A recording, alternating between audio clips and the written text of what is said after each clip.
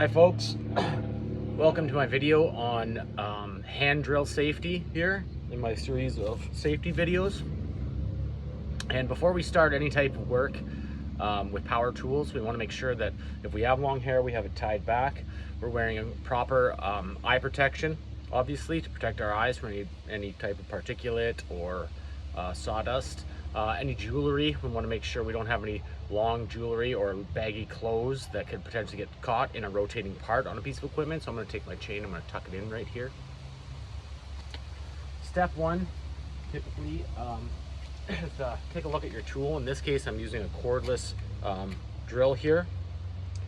We're going to check the chuck capacity here, and on the side of this it says a 1/2 inch. I'm looking to drill a hole that is 5/16 of an inch, so I know that this chuck is going to take that drill, that twist drill, just fine. Okay, I want to make sure that my tool, this one is a combination hammer drill, regular driver here. So I want to make sure that I have it set to the appropriate setting for the task that I'm trying to do.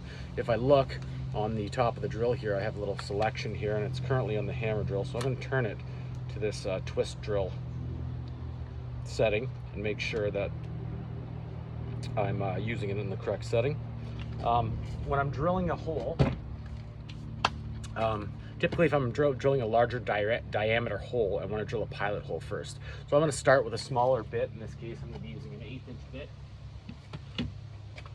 When I'm changing the twist drill in a cordless drill, or in the case of a corded drill, I want to make sure that it's unplugged.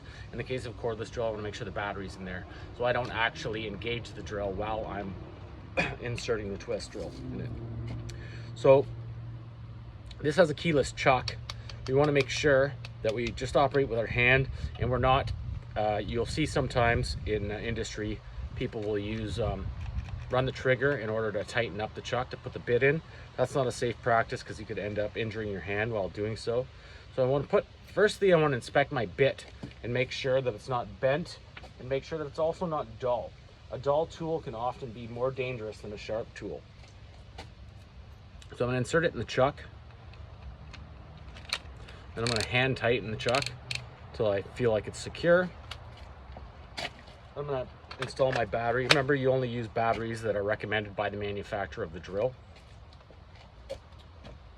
Next, I'm going to lay out the hole of my piece of stock that I want to drill. And before I proceed, I'm going to secure my piece so I don't have to worry about it slippage or it moving, making it easier to find. I'm just going to go ahead and put a couple clamps on here.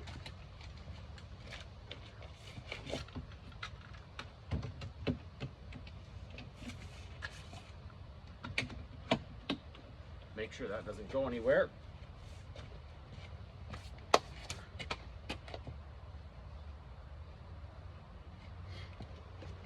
Important to note that when I'm drilling, I don't want to have my hand securing or anywhere near the bottom side of the piece of stock that I'm drilling through. And also, when I'm drilling and I feel like I'm getting close to penetrating through the bottom side of the stock, I want to slow the feed a little bit. So in order that I don't push through too fast, because that can cause blowout or splinters on the bottom, and could also cause the bit to break potentially, and that could end up being a projectile that might endanger you. So for the drill, where possible, I'm going to use two-handed operation. I want to make sure that I'm not covering the vents here. There's small vents that go into the electric motor with my hand, because that could impede the performance of the piece of equipment. I'm just going to go ahead and put my palm flat on here just to help stabilize and secure the drill.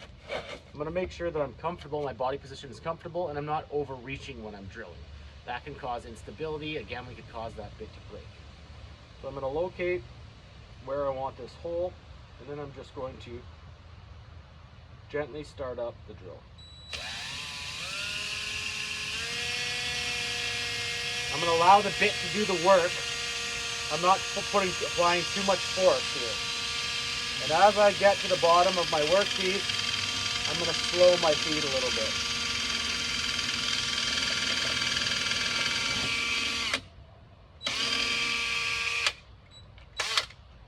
Okay, now I have completed the through hole here in my work. I'm going to remove my battery before I change to my next diameter drill bit. Careful, the bit's going to be hot, so try to avoid touching it if at all possible. I'm going to insert the larger bit into my drill.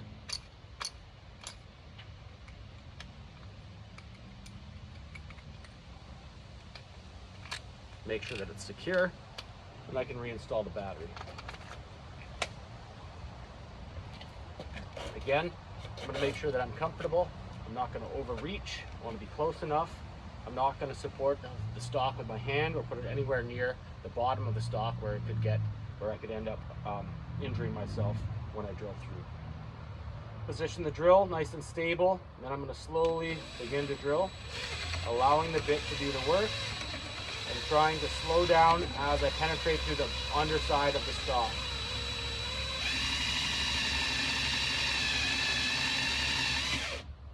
Now I know I'm through. I'm going to remove my drill bit. Now I have my through hole to the 5/16 diameter that I was looking for. Hopefully that video has been informative, and thank you very much for watching.